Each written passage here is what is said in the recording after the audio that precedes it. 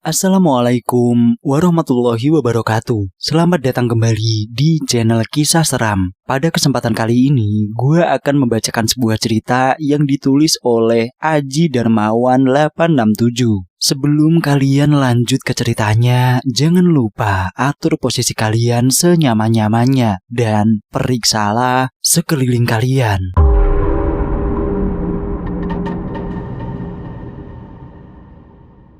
Kisah horor di kampus bekas pemakaman.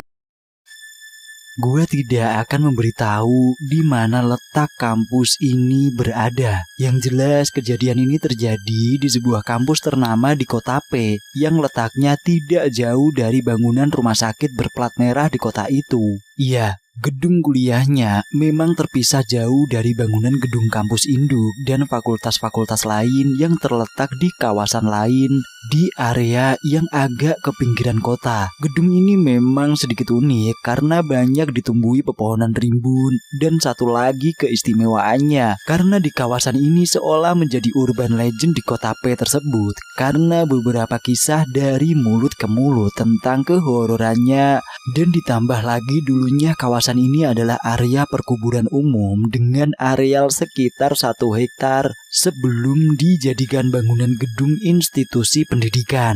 Baiklah, langsung saja gua ceritakan kisah yang gua alami sendiri belum lama ini di kampus tersebut. Karena kebetulan gue memang sudah lebih 2 tahunan bekerja di sana, namun kali ini mendapatkan pengalaman yang agak istimewa. Hari itu gue dan teman gue mendapat perintah pimpinan untuk merapikan kardus yang masih menumpuk di ruangan kerja kami. Memang sejak pindah sekitar 3 bulan yang lalu, kardus-kardus berisi dokumen lama tersebut terlihat agak sedikit mengganggu pandangan, dan pimpinan segera memberikan arahan agar memindahkan kardus tersebut ke tempat yang lebih layak, yaitu ada di ruangan yang dialihfungsikan, semacam gudang yang berada di lantai 3 berdekatan dengan ruang tata usaha. Gua dan teman gua pun merencanakan akan melaksanakan pemindahan kardus tersebut pada jam pulang kantor karena bertujuan untuk tidak mengganggu kerja pegawai lain, karena sekitar jam 4 sore pegawai sudah pada pulang. Sekitar jam 5 sore itu kami menelpon Pak Udin. Beliau adalah koordinator petugas kebersihan gedung ini sekaligus yang bertanggung jawab memegang kunci ruangan. Kami pun berinisiatif untuk meminta bantu Pak Udin karena memang beberapa kali meminta bantuan beliau untuk urusan angkat-mengangkat barang, dan pegawai bagian lain pun sering menggunakan jasa Pak Udin ini.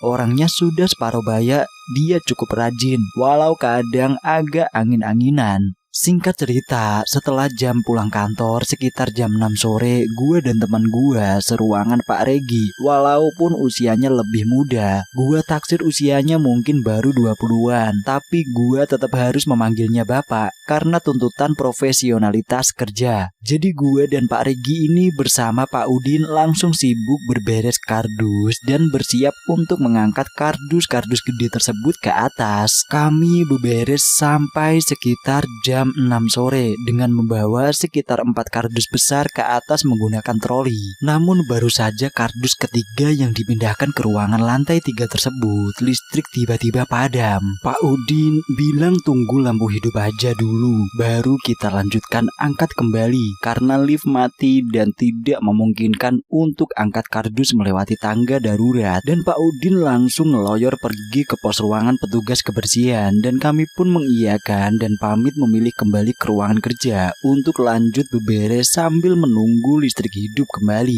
Namun tunggu menunggu listrik tidak juga kunjung hidup kembali. Biasanya teknisi akan menghidupkan genset, namun mungkin karena ini sudah jam pulang kantor dan para pegawai dan teknisi sudah pada pulang, alhasil akhirnya terpaksa menunggu listrik PLN kembali hidup. Waktu sudah mulai gelap dan masuk ke jam maghrib. Dalam gelap tersebut, gue dan Pak Jeki tetap berberes kardus dengan bantuan penerangan senter dari HP. Tiba-tiba, sekitar jam 7-an malam, listrik kembali hidup.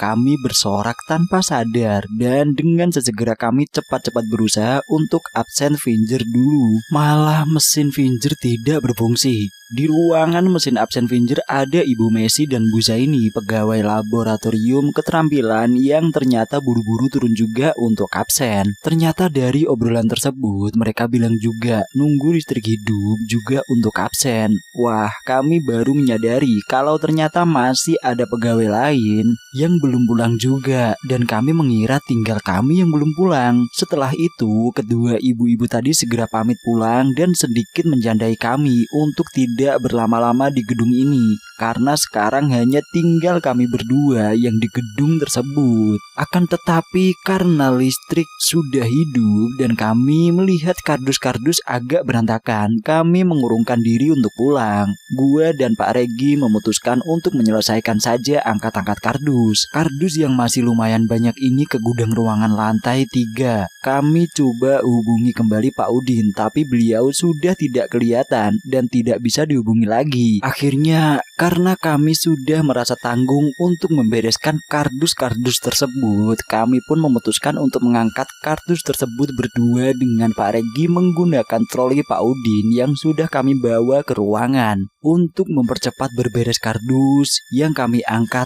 ada sekitar 6 kardus besar sekaligus dalam satu troli. Kami dorong troli dengan menggunakan lift, dan di dalam lift sambil berharap cemas semoga listrik tidak tiba-tiba padam. Yang membuat sedikit aneh dan pertanyaan kalau dipikir sekarang, kenapa waktu itu mulai dari jam 17 sore kami tidak melihat satu orang pun security yang berada di sekitar lobi atau bagian dalam gedung. Padahal biasanya ada setidaknya satu orang yang berkeliling menghidupkan lampu sampai ke lantai atas. Atau mungkin karena sudah kebiasaan mereka mendekati maghrib, mereka lebih memilih duduk kumpul di pos atau di tempat yang lebih terang atau terbuka. Mungkin karena trauma atau entah pengalaman apa yang membuat mereka berkebiasaan seperti itu mendekati gelap malam hari. Aku pun belum pernah bertanya. Intinya, pada saat mati lampu pada jam 6 sore itu tidak ada security yang kelihatan batang hidungnya seorang pun. Otomatis cuma aku dan Pak Regi aja berdua yang berada di lantai atas gedung tersebut. Lift berdenting dan terbuka di lantai 3 dan kami pun bernafas lega karena bayangan terburuk kami terkurung di dalam lift. Tiba-tiba listrik padam pun akhirnya tidak terjadi. Kami pun akhirnya mendorong troli besar isi 6 kardus tersebut dengan susah payah karena memang troli ini kapasitas maksimalnya mungkin hanya 4 kardus besar saja. Jadi dengan 6 kardus besar dan berat ini, rodanya agak terseok-seok. Tapi nggak apa-apa, demi tugas ini selesai secepatnya dan kami bisa pulang ke rumah untuk beristirahat. Menambah kekuatan kami untuk terus mendorong sekuat tenaga karena dalam hati masih khawatir bisa saja listrik padam terulang lagi. Jadi tugas ini harus diselesaikan secepat mungkin. Dan benar saja, menjelang kardus kedua yang kami angkat ke ruangan gudang lantai 3, tiba-tiba listrik kembali padam. Aku dan Pak Regi saling pandang. Aku amati gestur tubuh Pak Regi yang sedikit berubah, mungkin karena dia memang pernah cerita agak seram berada di lantai 3 ini pada malam hari. Mungkin karena sudah mendengar juga kisah urban legend di tempat ini dari security yang memang kadang pernah bercerita di pos. Apalagi ditambah dengan suasana gelap gulita tanpa penerangan sama sekali, bisa terbayangkan suasananya. Yang lebih lagi, kami juga tidak menduga listrik akan kembali padam dalam rentang waktu yang begitu cepat. Memahami gelagat tersebut, langsung saja aku mengajak ngobrol Pak Regi sambil melepas jokes ringan dan menghidupkan senter dari ponsel gua untuk lebih membangun suasana yang lebih menenangkan.